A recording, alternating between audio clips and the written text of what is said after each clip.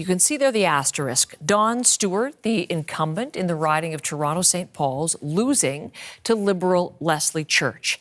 That's a riding that the Liberals had held, that Conservatives took in a key by-election last year. Part of the story in the lead-up to this overall political shift was that result in Toronto-St. Paul's. And so we watched it very closely yesterday for the results. And John Northcott, the co-host of World Report on CBC Radio, that is that storyline that attracted his attention. So look who's with us live this morning. Tell us the story, John, where you are. Good morning, Heather. In fact, I'm just across the street from what was for years Caroline Bennett's office. She held this riding for the Liberals for 27 years, then stepping down, eventually going to an ambassadorship. But that left the field open. And what we saw was that by-election, really the second of three by-elections that were arguably significant coffin nails in the political career of Justin Trudeau.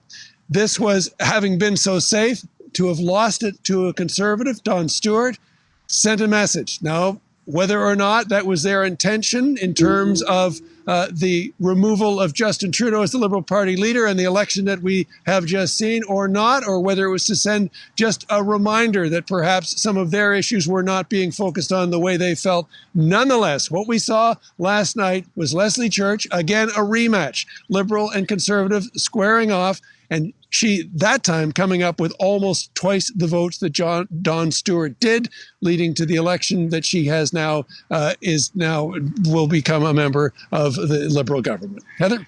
Oh, tell us more about Leslie Church. Again, one of the prominent MPs now elected. What are her plans for the riding, John?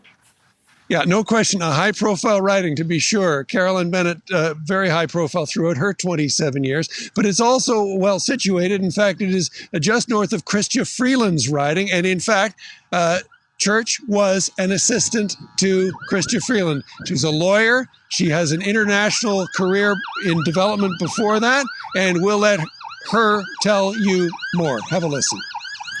Well, the difference was really Trump and Mark Carney.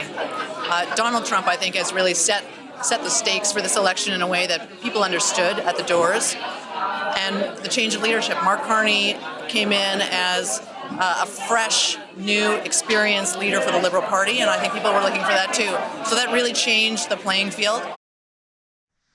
So when she lost this last June 24th, the argument seemed to be for many people that although she was known in the party, she wasn't known in the community. It seems that she has taken advantage of that time from that by-election to this election to make up for that and to raise her prominence in this community significantly to, as I say, double the votes that her previous opponent had in terms of this most recent election. Heather? John, really appreciate it. Nice to have you back on the program as always. John Northcott, the co-host of World Report, but giving us a picture at Toronto-St. Paul's.